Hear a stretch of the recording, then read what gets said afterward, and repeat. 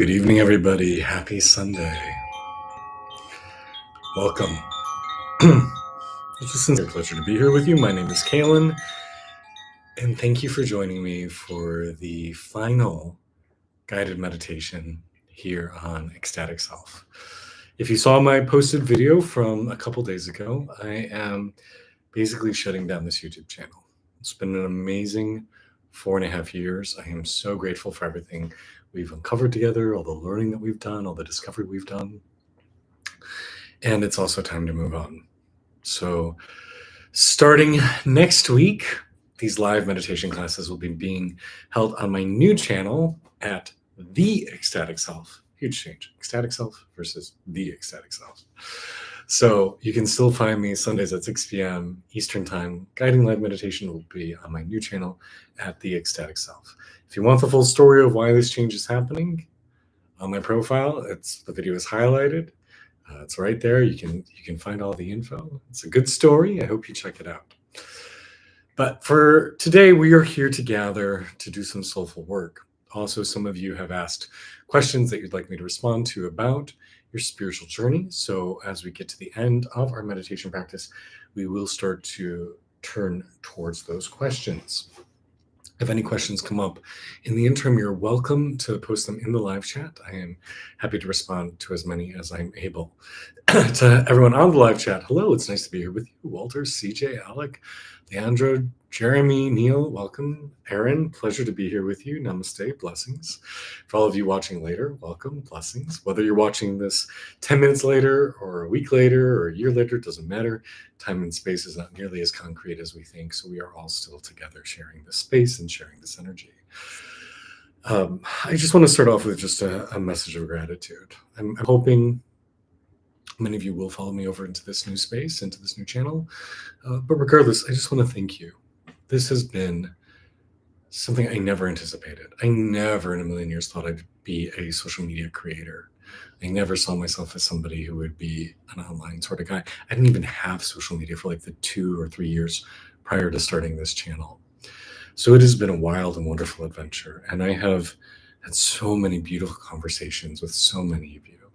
We have shared so many gorgeous moments of insights, of self-discovery, of uncovering our truths together. It's been really wonderful. And I cannot thank you all enough for your attention, for your intentions, for all the beautiful stuff that you share. You guys have made this a wonderful, wonderful space to be. Those of you watching this video, you give us all a sense of community, belonging, purpose, and joy. So thank you for making my life better through your presence, through your comments, through your shares, through all the things we've done together. So blessings to each and every one of you. Light and blessings to each and every one of you. Let's go ahead and dive in, shall we? So we're going to get cozy. You can sit down, you can lay down, you can sit in a chair, do what makes you feel good. Also to you on the live chat, thank you. I appreciate you guys. Thank you, Loki, Leonardo, William. Is where you'll be first to go, or that or somewhere else? Yeah, I have the new channel, George, at The Ecstatic Self. That's where we'll be from now on. So take a couple centering breaths. Just allow yourself to come back here.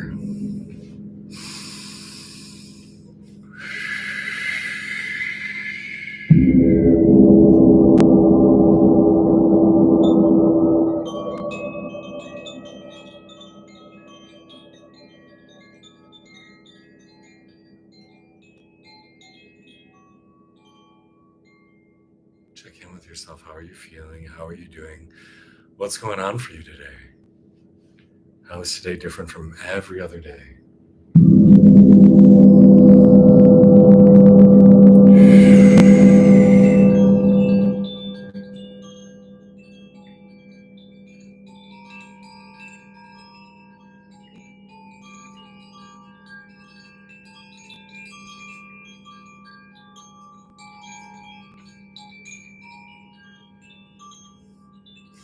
The days are getting longer now, it's true. Notice the rate of your breathing.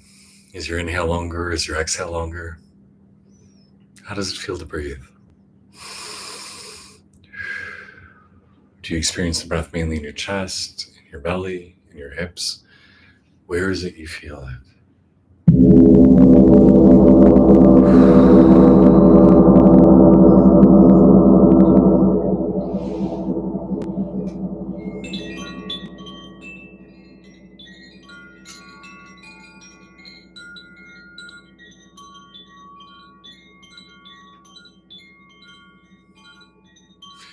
Am I still talking to my hedgehog spirit guide? Hope you're okay.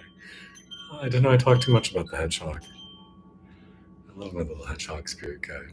I don't know if he's a hedgehog, a porcupine, or an echidna. I'm not sure. He's spiky though, and I love him. I have a little spiky thing on my meditation space.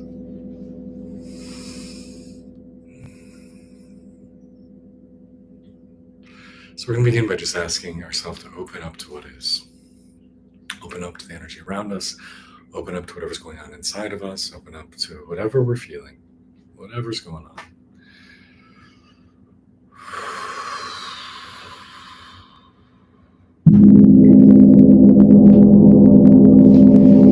And not that you need to, but it can be sometimes beneficial to make sure that you set the intention of really creating a protective force of light around you. Now, most of us, that we do soulful work, we focus on kindness and purity, trust, truthfulness. We're only going to pull in positive energy. But if it's helpful for you, you can just envision yourself surrounded by beautiful golden light and saying only that which is for the benefit of myself and my loved ones and everyone who encounters me in my path. Only allow energy that is positive for all of us to surround us. As I open up, let me only open up to healing, beautiful, radiant energy. You don't need to do that, but it can be useful if you have any concerns.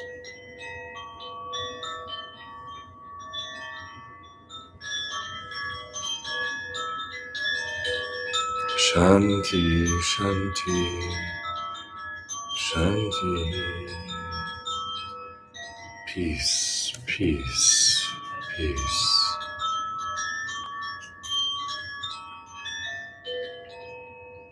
Shh, shh, shh. Hamana, hamana, hey, hey, hey.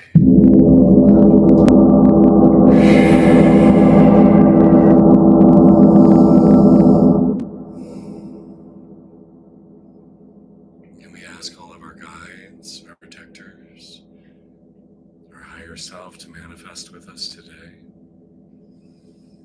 We invite all of our spiritual team, all of our guides and guardians, everyone who is here to help us, allow them to join you in your sacred space, to join you for this journey we're undergoing tonight.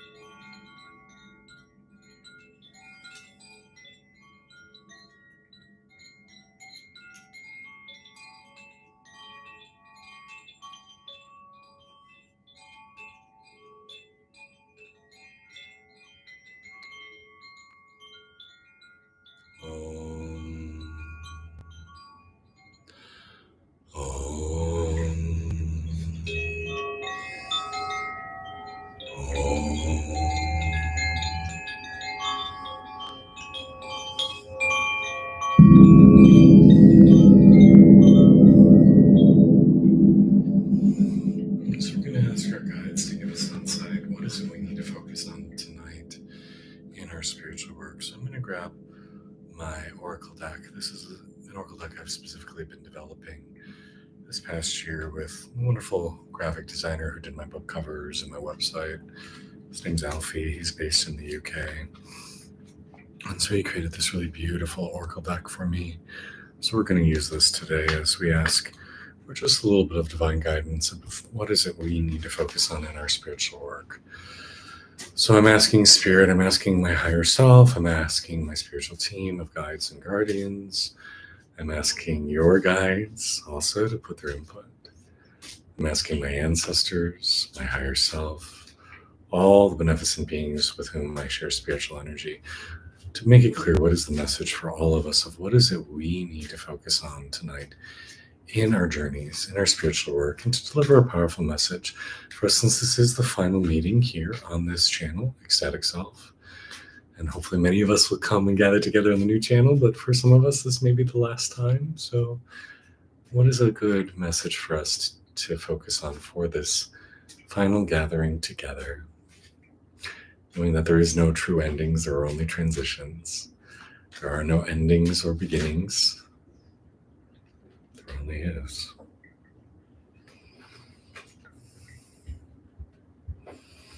So one card jumped out tonight.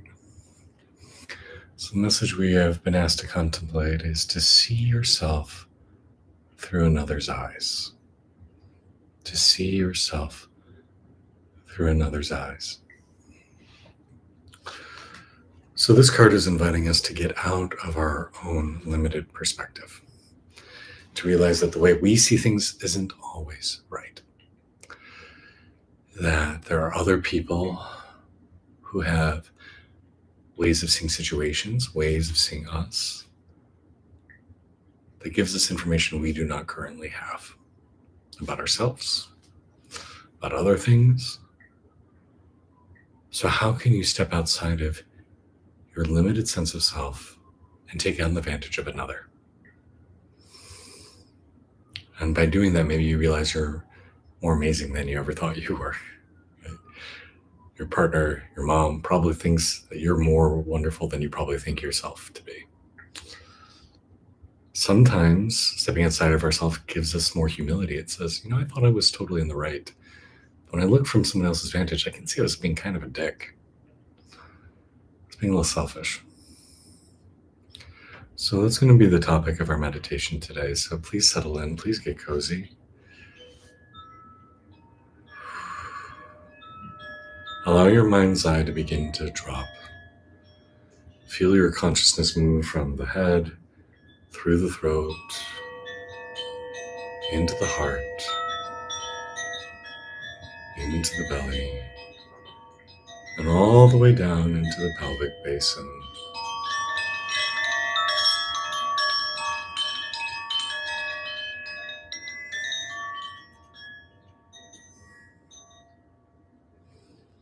And feel like your energy is starting to spread.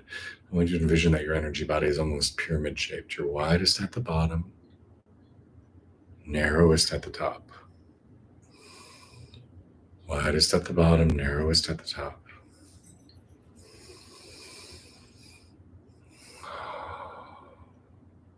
Feel yourself expanding.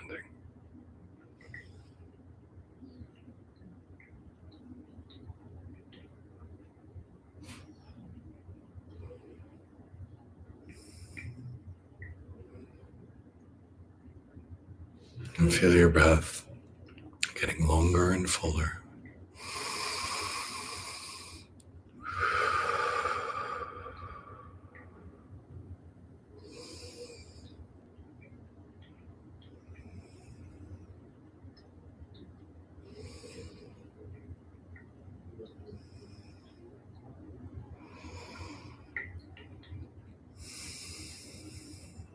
Once you feel like you've settled into yourself, I want to invite you to step outside of yourself. So imagine, you don't need to imagine, you probably can feel this.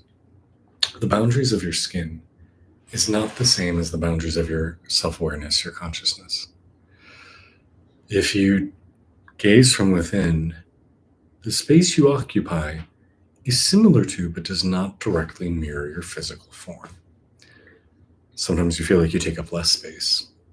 Sometimes you feel like you take up more space. Sometimes we don't even feel like we're in our physical body. Sometimes we feel like we're adjacent to it. So I want you to become aware of that difference. You're not this body. We are the sentience that resides within it. We are the consciousness. And so what would it be like if you just invite your consciousness to step outside of your physical form? What if you say, I'm going to go stand over here and look at myself? Now, maybe you have a very tangible experience of this. maybe instead it's more just theoretical and imagining. Doesn't matter. Doesn't matter. Both ways work.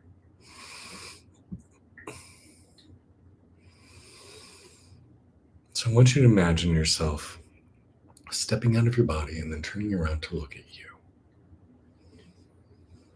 Look at yourself. Now, are your eyes closed or open? Notice, are you smiling softly? Notice the shape and contours of your body. We're often so critical of ourselves when we're looking from the inside out. But if you get true separation, true distance, you might be surprised how lovely you are. You might look back and say, gosh, I'm not so bad. I'm a little bit better than I thought. When we're inside, we tend to feel limited, small, sometimes incomplete. When we look from the outside, we can say, actually, this person seems pretty competent. They seem pretty powerful. They seem kind of beautiful, even. We're far more critical of ourselves typically than anyone else would ever be. Look at the people you love, your friends, your family, your partners.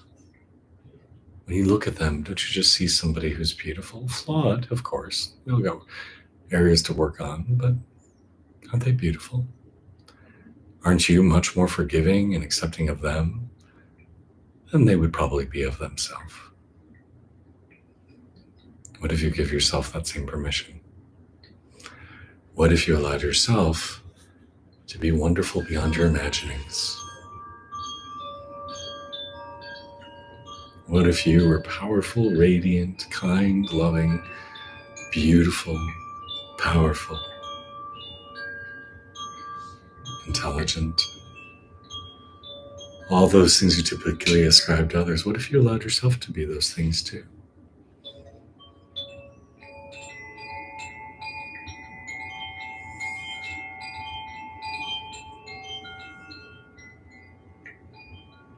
What if you were something truly magnificent and amazing? Not just in theory, but that you actually felt it, you actually saw it.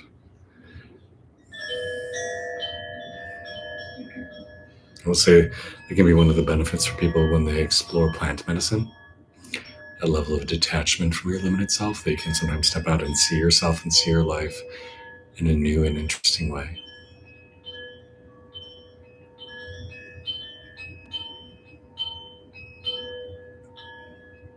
Who are you? Who are you, my friend? What are you observing? What do you notice about yourself?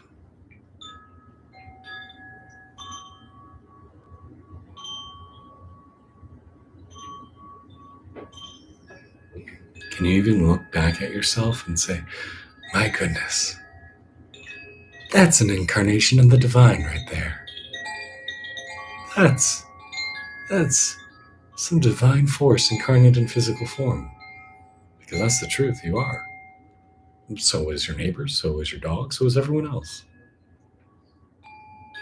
We are all the divine incarnate. What if you gave yourself permission to actually believe that? What if you gave yourself permission to believe that you are something so much more wonderful and amazing than you ever thought?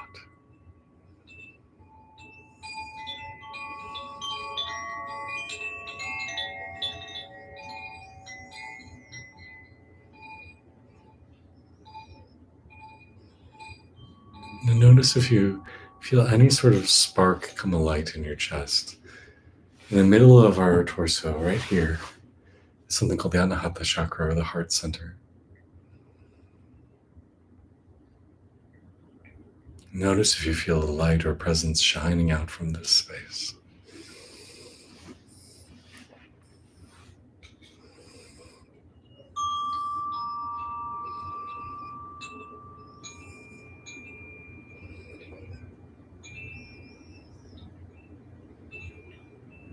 Your energy body goes with you when you leave your physical form.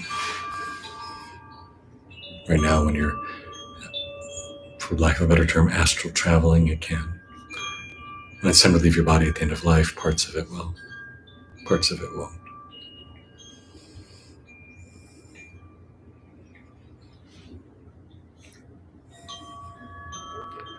What if stepping outside of yourself, you're able to hold yourself more accountable? If you said, as I look back at myself, as I see myself through a more objective lens, an outsider's lens, I see where I haven't been holding myself accountable.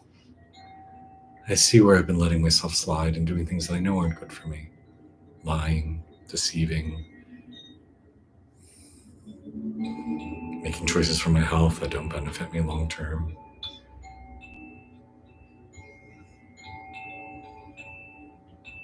What if you could go into a more externally objective place and give yourself a little bit of feedback that it's hard for you to hear?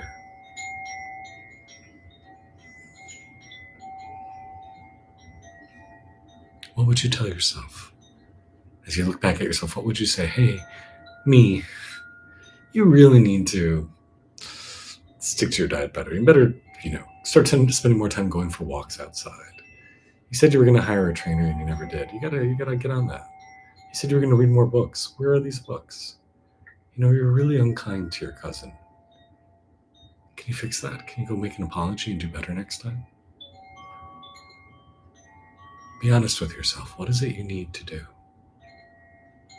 What are your next steps?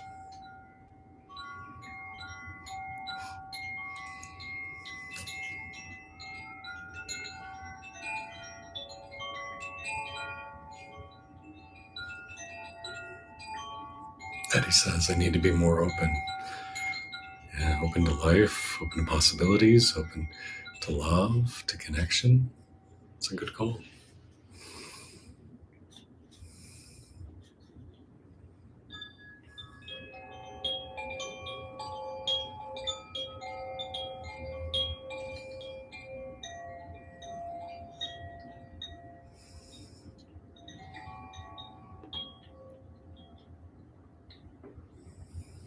Now I want you to take this a step further. I want you to imagine that you're looking at from the vantage of somebody who absolutely loves you. So who comes to mind when you think of somebody who absolutely loves you? Maybe it's a parent, a sibling, a best friend, a lover, a partner, a business partner. Who's somebody that just thinks, gosh, they're amazing? Can you step into their eyes? Can you step into their vantage and maybe see yourself how they might see you? Is that possible?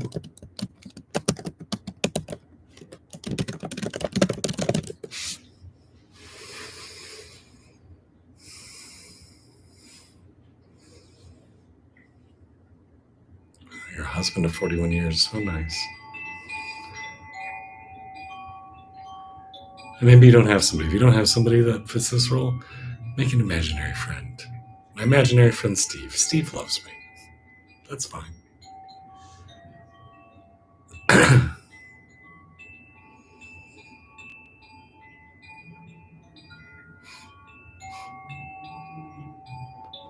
What is the first thing you notice when you look at yourself through another's eyes?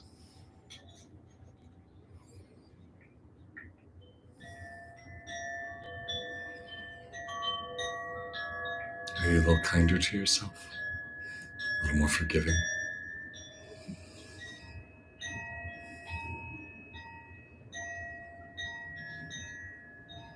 Oh, thank you, CJ. I'm very grateful for you guys. And I see you all as God incarnate.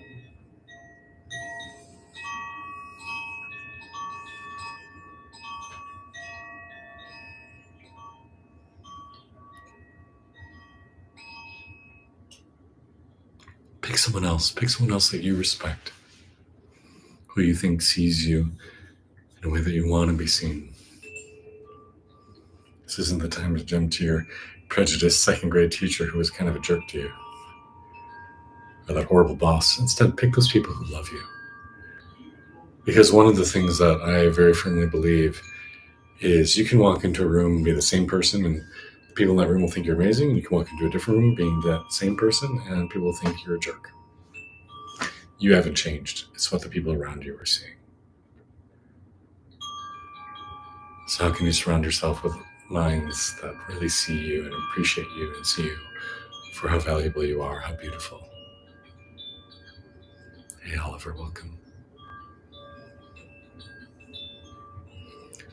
Hey, AJ, I know that's really hard. The gay world can be really cruel. But I promise you, there's people out there who do affirm you. There are people who think you're beautiful. You just gotta find them. And if you can't find them, come talk to me. I'll tell you you're beautiful.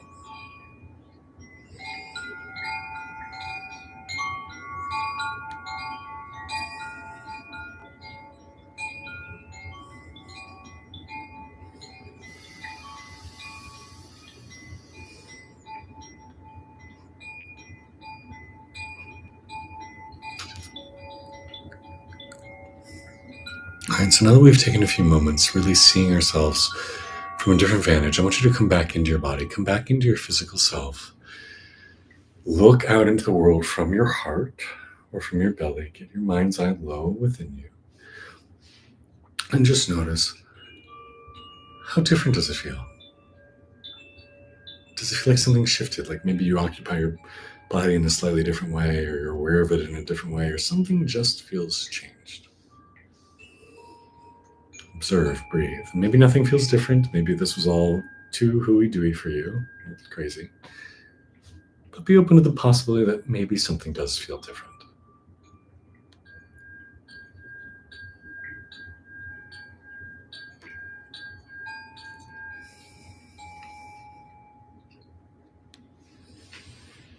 What do you notice? Do you feel a little more aligned? Do you feel a little more beautiful?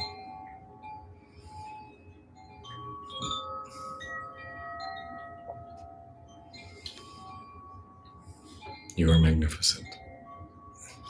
I may not know you, but I can tell you, you are magnificent. Because I've never met anybody who, when they're rooted into their authentic, radiant, blissful selves, isn't. Every being in creation is God made manifest on earth. So you cannot help but be beautiful. You don't get to be the one exception. And you are deserving of having people in your life who will affirm that.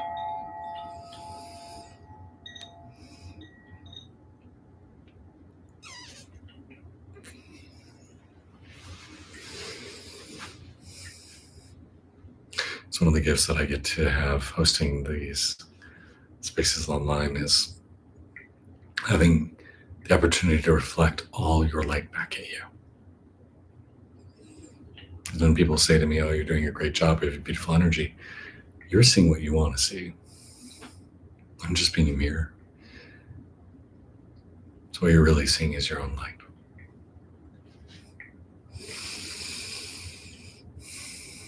Come on back to your body, come on back to the space. Notice how you're doing.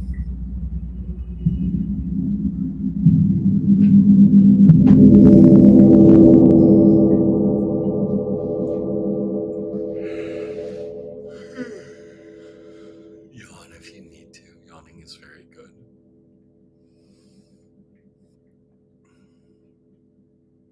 I think it's really appropriate that we got this card for this final meditation here, because I'd say the biggest part of the reason that I'm migrating over to a new channel here on YouTube is the fact that I feel like I'm showing up in a way that feels authentic and meaningful, and some of you can see it that way, but just realizing not everybody can, or a lot of people can't.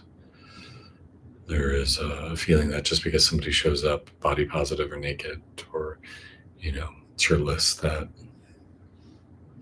they don't have something of value to say. And so even from my vantage, I can say, it's our bodies are holy and sacred. Not everybody can see that. And so it's time to approach things from a slightly different angle.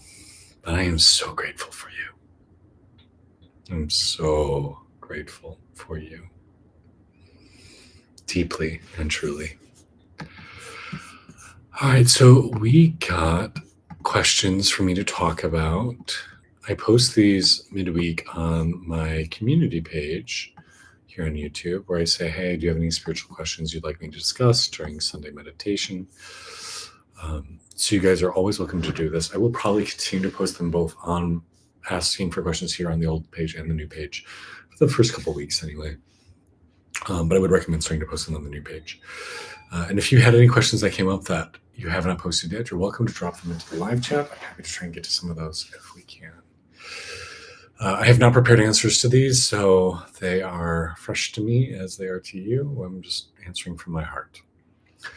So somebody asked, there are times when I cannot get another person to hear what I am saying, no matter how I word it. The question is, how can I be more at peace with living with that situation? Oh, good communication is one of the joys in life.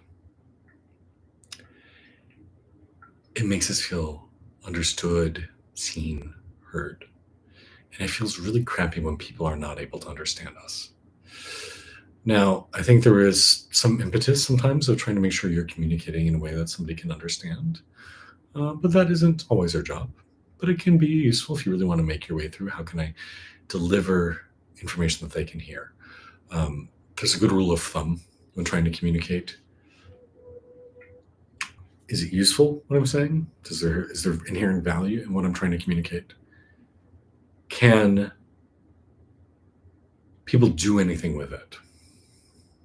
Can they do anything with it? Is it useful to them at that moment? I could give you really good information, but if you can't understand it, it's not very helpful. And then 3, is it kind? And so I think those are 3 really good questions to ask. 1 second. Moist onions. I would recommend some new camera and mic for the new channel. I appreciate that. You know, it's really difficult though, because I have a really good quality mic for voice, but if I put that on, then you cannot hear any of the instruments that I use when playing. So it's kind of a catch-22. I don't have a good answer for that. Sorry, back to the question. So how can I be more peaceful living with the situation of not being understood? I think it's really hard.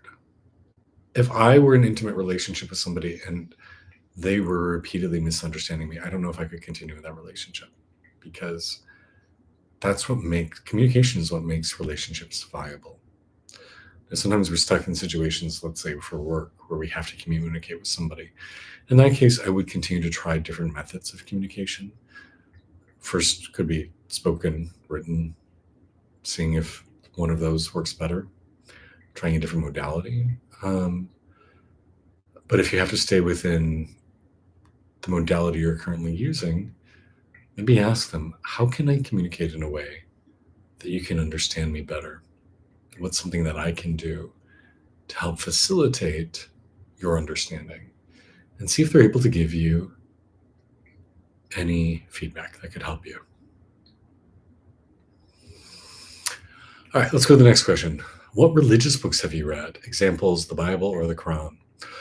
Oh, I love this question. And I think it's really interesting that the question comes up around the idea of what spiritual books have you read, that it's specifically saying like the big religious texts. I'm not going anywhere talking. I'm just doing a new channel at the Ecstatic Self. I'll be over there. I'm still here. I don't necessarily think the most popular spiritual books are the deepest. I'm going to say something controversial. I don't feel a lot of spiritual energy in the Christian Bible. I grew up reading it. I have read most of it. It's been many years since I have. I get nothing out of it. I just don't. I value the depth of a text by when I engage with it, what's the energy I feel flowing through me? And do I feel tingles? Do I feel bubbles? Do I feel movement? Do I feel an opening to something? Because it can open you up to another realm of consciousness.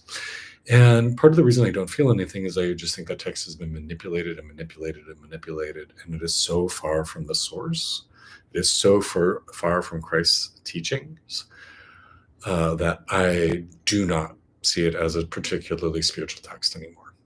I know it's going to be controversial. It's going to offend people, no doubt. I find no juice in it.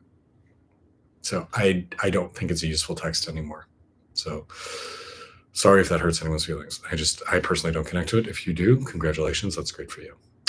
Similar with the Quran, I have not I've only explored the Quran a little bit, but the reason I haven't is I haven't felt a lot of resonance with it.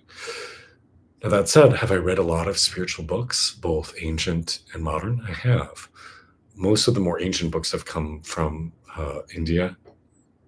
That has been more of my sort of journey. So exploring things like the Shiva Sutras, the Rig Veda, the Upanishads, the Vajrayana Bhairava, the Lotus Sutra. So those have been most of them. But I think that there's a lot of beautifully source-connected, more modern books written by modern spiritual seekers and guides and seers and gurus and rishis. And so that's where I've explored most of my inspiration. I've read lots and lots of books. I'm a big reader.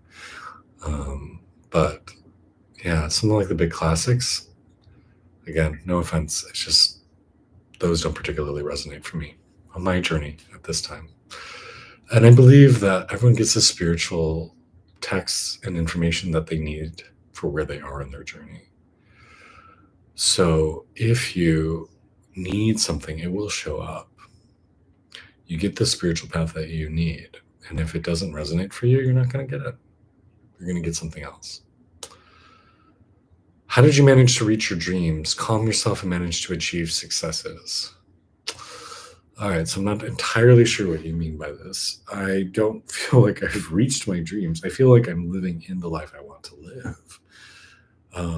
But I don't really have big, audacious goals in life. Like I say this half jokingly, but it's also really true. Like my biggest, like quote unquote, dream in life is to get to the point where I can sit and watch every sunset with my husband on our back porch with my dogs. Like that's my big dream in life is I want to watch every sunset with my partner, which I have not manifested yet. Someday, hopefully. But how do I calm myself to achieve my version of success? I mean, this work that we're doing, meditating, soulful inquiry, being in my body, using the tools that we talk about here. That's how I learned to have a beautiful life and to move in the direction of my dreams. Sex and spirituality, specifically relating to multiple partners in spirituality. So like everything in life, anything can be spiritual or mundane. It's totally where you are coming from. You could go for a walk in the park and it's an ecstatic spiritual experience, or it can be just a hike in the woods. You could go to a nightclub and have an out-of-body experience where it's transcendent and you feel transpersonal love and you learn profound lessons. Or it could be a night at a club. Similarly, sex can be the most banal, basic thing, or it can be something tremendously healing and life-changing. It really depends on your advantage. So I believe sex can be tremendously healing. I believe that it helps to heal our energy body when you're doing it with intention and with good quality people. I know I have been healed tremendously through my sex life. I also believe that using your sexual energy to stimulate it through solo sex or sex with somebody else can help build up your energy body and strengthen your aura. So I highly recommend that. It's something I've been very open about.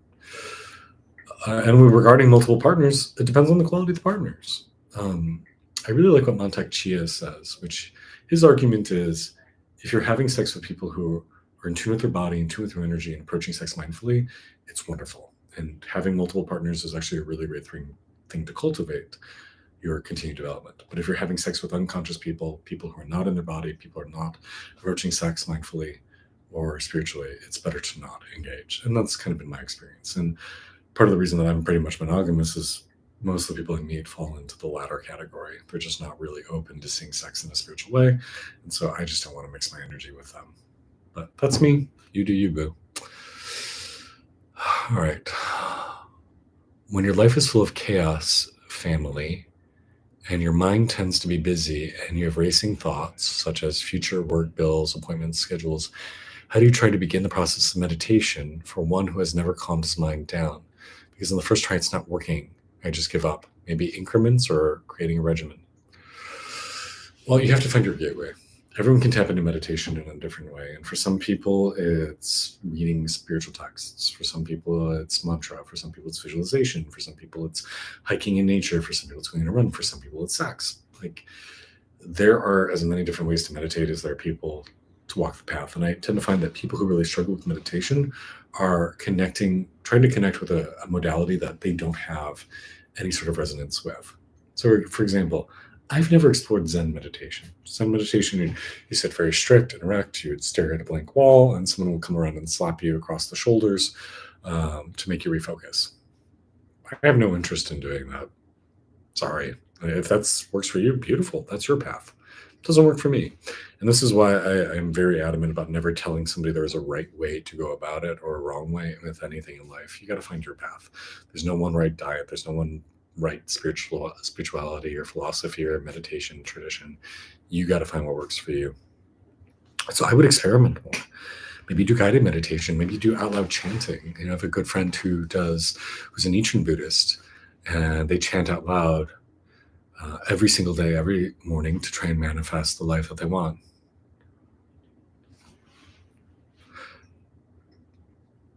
So what is it for you?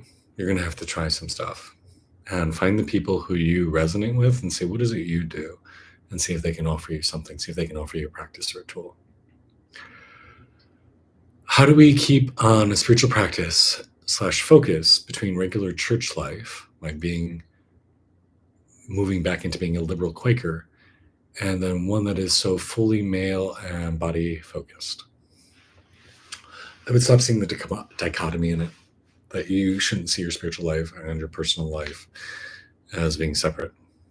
Your spiritual path should enhance your personal life. Your personal life should enhance your spiritual path, and eventually they should just merge. They're all one.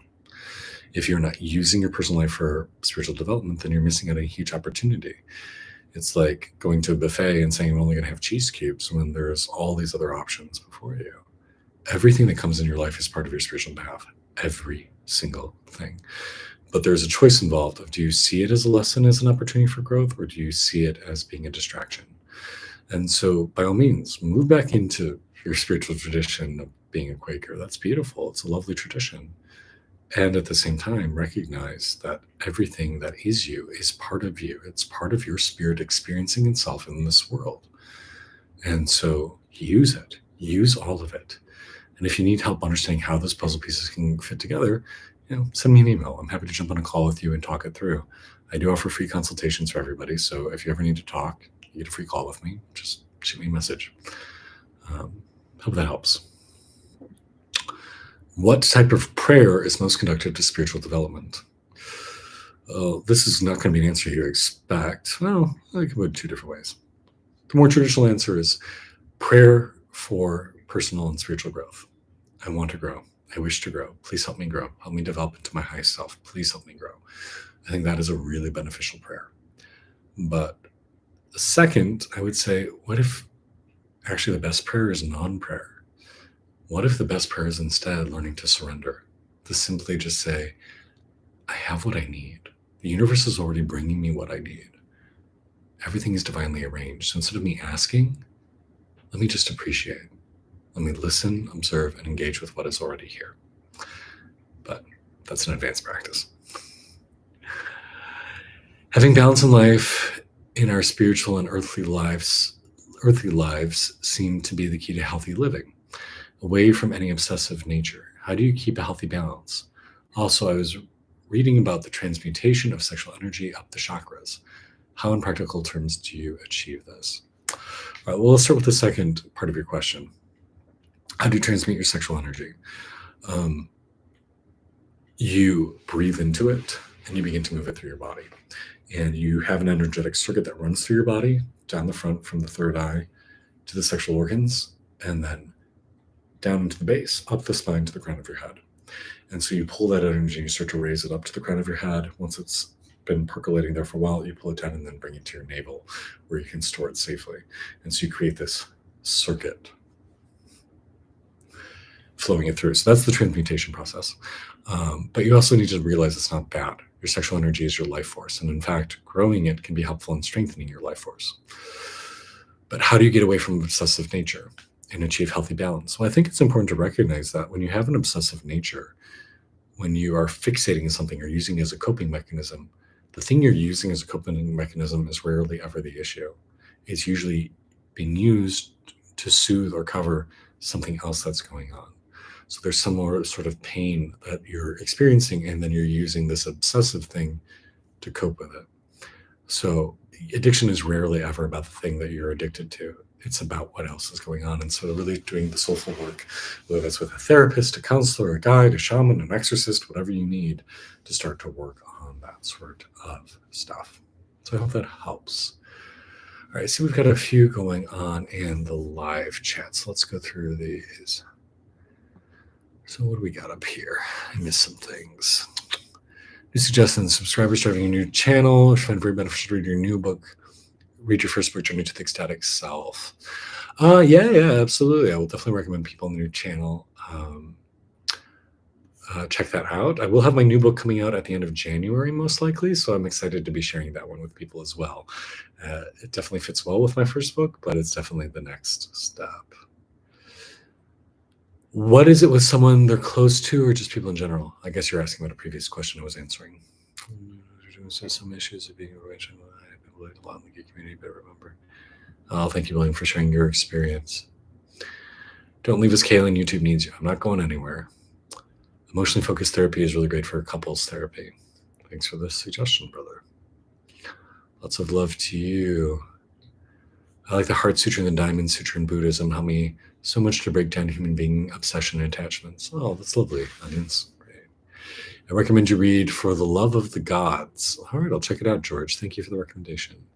When did you start practicing meditation? I have been meditating every single day since I was 20 years old. So 17 years now, I suppose. Merry Christmas. Thank you. 3 more till Christmas. Absolutely. Merry Christmas to everybody. Happy solstice too. We just passed. What do you think of substances use role in spiritual development? I'm assuming you're meaning plant substances. I think it'd be really useful. I just encourage you to make sure you're doing it in a safe container, in a guided setting with people who can help and support you through that process. I did guided meditation with a doctor for an entire year consistently before I could do it myself. The doctor said, when do it consistently, eventually it will work, whichever method you choose. Yeah. Consistency is the key. That's why I do it every single day. I used to do it twice a day, every day. And I will get back to that at some point, but I was getting overly rigid about my meditation practice, so I needed to learn to relax a little bit. All right. Well, thank you guys so much for taking the time to engage. I appreciate you all so much.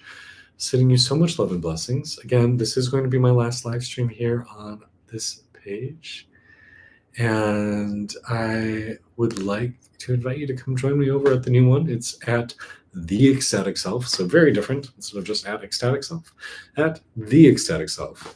The page is titled Ecstatic Self, Spiritual Insights with Kaelan. So right in the title, trying to be a little more upfront about this being spiritual work, because apparently there's some confusion about that. Have I ever slipped in my meditation practice? Well, I don't know what you mean by slipped. Like, are there times where I feel like it's not being productive? Yeah, everybody goes through that. We all go through times where we're like, is this even benefiting me? And sometimes it lasts for months. But I've always continued to engage with it every day. And frankly, because my mind would go crazy without it. I actually had an astrologer tell my husband when we first got together, if Kaelan never stops meditating, you have to leave him. You have to go. So I know I would not be here if it weren't for my meditation practice. I'd be locked up somewhere. So it keeps me sane. Someone asked about shadow work. I'm not sure quite what he means by shadow work specifically, but it's something that I very much focus on, yes. All right. So thank you guys so much. I'm sending you all love and blessings wherever you are in the world. I hope to see you over in this new space. I realize many of you will not come over there. That's part of the course. You see in the video that I posted that it's really scary to leave something where it's 4.5 years of work, got so many amazing interactions with you guys, and knowing that there will be fall off. There will be a significant fall off, but hopefully it leads us into better spaces. George, your comment, that's pretty much the exact reason why I'm heading over to this new channel. I want to make sure people are clear about why am I there. What is the work on shadow work? It's about exploring those parts of you that you've hidden, that you've kept in the shadows, that you say are bad or broken or shameful. To realize that every part that is you, whether you like it or not, is you. And starting to lean into that, bring it into the light, start to integrate it, explore it, and make sure that you start to see every part of you as sacred and holy, including the parts you don't like, fear, or ashamed of. So, very briefly, that's how I view shadow work. I hope you have a fabulous New Year, a fabulous Hanukkah, Christmas, Kwanzaa, Panchaganapati, whatever it is you celebrate. You are in my heart. I'm going to be heading off in just a couple days to Vermont to lead our New Year's meditation retreat. I am so excited. We've got such a beautiful crop of guys coming. I know there's a couple here on the live chat. I haven't announced it yet, but the next one will be in May. And that one is going to be a retreat focusing on using my new Oracle deck. So it will be a retreat focused on connecting through spirit through these Oracle cards. So it'll be something really very, very special. I hope some of you will consider joining us there for that. Have you thought of moving for a change of pace? We have definitely talked about moving. My husband's actually in the process of applying for a new position at work, which if he received would require us to move. But if he doesn't get it, then in this next year, we are looking at moving into a space where we can start hosting more in-person work. Because my goal is I really want to bring this offline and more into the real world, where we can do weekly meditation classes, gong baths, sound baths, yoga classes, philosophy classes, book clubs, potluck dinners, like all that kind of good stuff to really build that in-person spiritual community. So that's the goal for this year. So please feel free to hold that intention with me that we bring that into the universe. Wherever you are in the world, whenever you're watching this, you are loved. I'm sending you so much love and light. May you shine bright. May you be a beacon for others in the world. Remember that you are love. You are source incarnate. You exist here for love. That's why you are here. I'm sending you all my love. May you know your worth. May you know how magnificent you are. Because you are deserving of a fabulous life. And I hope you always know that. Well, for the last time on this channel, may you be blessed. And I hope to see you around sometime. Peace, guys.